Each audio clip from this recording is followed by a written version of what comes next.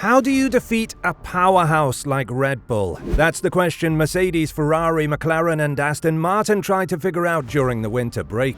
But the Bahrain Grand Prix showed they still don't have an answer, and this is a really horrifying situation for these teams. The truth is that we all anticipated Red Bull's continued dominance into the 2024 season following their commanding performance in 2023.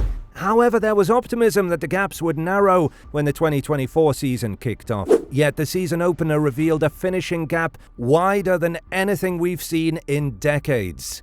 What was responsible for the wide margin between Red Bull and its rivals? Is there hope for teams to challenge Red Bull? And why should Red Bull's rivals be worried? Let's take a closer look. What we saw during the qualifying sessions gave everyone hope that the 2024 season wouldn't just be a repeat of Max Verstappen's overwhelming dominance from last year. While Verstappen secured pole position in Bahrain, it was Charles Leclerc's Ferrari that set the fastest lap of the day, hinting at potential competition.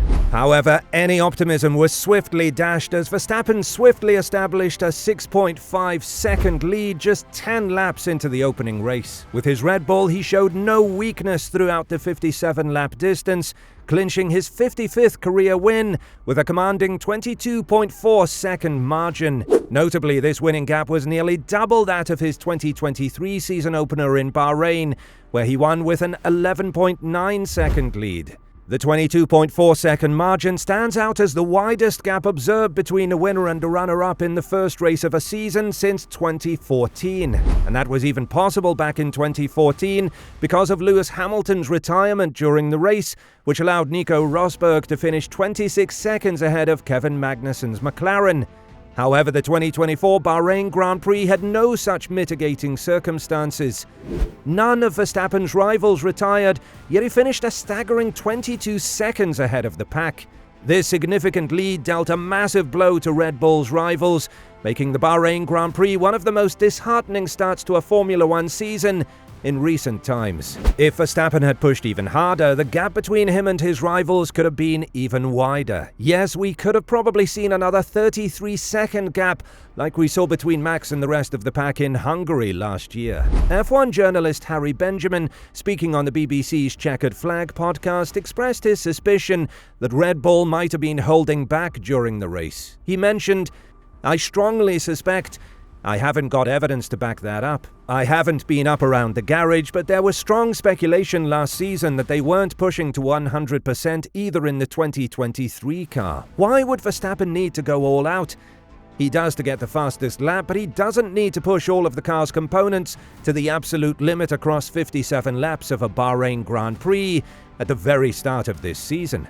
The disappointment doesn't end with the margin of victory. It's about the broader context of the race. Verstappen has now won 29 of the last 34 races, showcasing his and his team's exceptional skills. Yet this dominance, while impressive, takes away from the excitement of the sport, dampening enthusiasm and erasing unpredictability. But can any of Red Bull's rivals challenge Max Verstappen as the season progresses? We'll discuss that later, but first, let's take a closer look at what exactly is going on with Red Bull's rivals. Why do Red Bull's rivals seem to struggle? They always have one problem or another to address. To beat the best, you need to be nearly flawless, and that is what Red Bull rivals lack. Let's begin with Ferrari. The Italian team initially appeared to be the team closest to challenging Red Bull during testing, only to face strong competition from Mercedes during practice in Bahrain. However, they made a statement in qualifying where Leclerc displayed the potential for pole position had he replicated his Q2 performance. Unfortunately, the race did not unfold as anticipated for Ferrari. Leclerc, their lead driver, faced a significant challenge due to a temperature split of more than 100 degrees between the front right and front left of his car. This imbalance caused frequent locking up and off-road excursions at turns 9 and 10, diminishing his chances of competing for a podium finish. Despite Leclerc's struggles, Sainz admirably seized the opportunity to fight for the podium. However, Sainz encountered his own set of challenges, battling a lot of brake vibrations and a pedal that began to feel long during the race. He attributed these issues to the accumulation of hot air from cars ahead. This didn't happen during testing because they didn't drive behind behind other cars for many laps in a row. This revelation hinted at Ferrari's overly aggressive approach to brake cooling, which ultimately hindered the driver's performance and concealed the true potential of their race pace. This isn't something new for Ferrari. They've had a history of facing problems, whether it's making the wrong strategy calls or driver errors. We saw plenty of these issues in the 2022 season, and it seems like Ferrari haven't recovered from them. Moving on to Mercedes. Mercedes entered the race weekend with a sense of quiet optimism, especially after securing a 1-2 finish in FP2, with Hamilton leading the pack.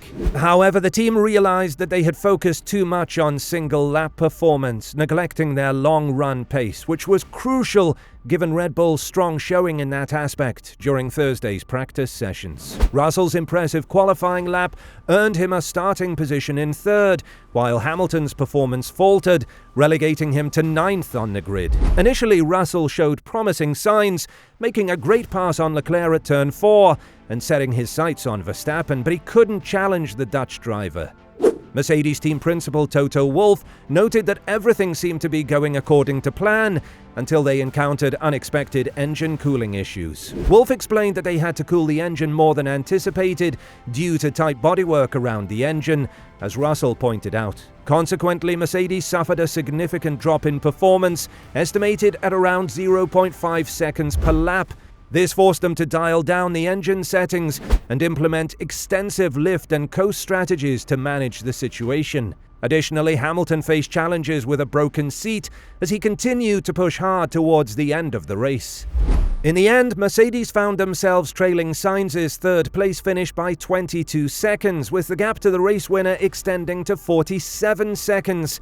A disappointing outcome for the team considering their initial optimism and strong start in practice sessions. What about McLaren? McLaren's performance in qualifying left much to be desired, especially considering their aspirations to narrow the gap to Red Bull.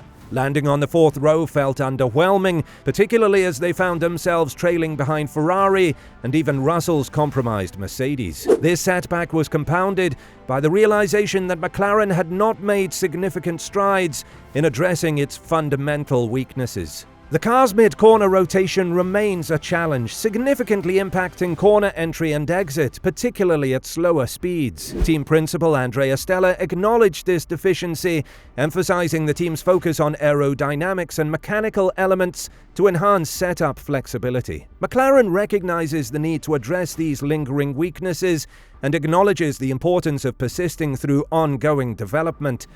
However, there is optimism for the upcoming races, with circuits featuring faster corners like Jeddah, Melbourne and Suzuka, which are expected to better suit the car's inherent strengths.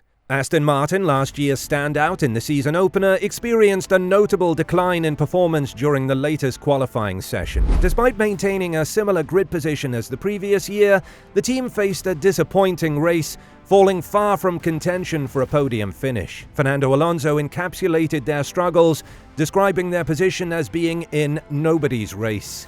While not expecting a podium repeat from 2023, Aston Martin certainly aimed for a stronger outcome than landing in the lower reaches of the top 10. Alonso's surprising 6th-place qualifying lap initially raised hopes, but the race ultimately revealed their true standing. Alonso expressed that their 9th and 10th place finishes aligned precisely with their pre-race predictions. Despite facing challenges, Aston Martin finds comfort in the improved development potential of their new car compared to last season's struggles. No doubt, all hands will be on deck to make the AMR24 car better, but the chances of Alonso achieving his much-awaited 33rd race win might be a distant prospect. However, despite Red Bull's dominant showing early in the season, both Mercedes and Ferrari are poised to unlock greater potential from their cars this year. They might challenge Red Bull in 1 or 2 races, but do they have what it takes to consistently defeat Max and his team? Not really. The reality is that the odds of any team surpassing Red Bull's dominance seems slim. We may find ourselves amidst another season largely dominated by Verstappen. What remains for other teams is to remain optimistic and hope for favorable outcomes. Fortunately, ongoing sagas like the Horner case and political tensions within Red Bull could potentially disrupt the team and impact their on-track performances. This could provide a glimmer of hope for other competitors aiming to challenge Red Bull's stronghold in the championship. What are your thoughts about Red Bull's potential dominance this season? Let us know in the comments section below.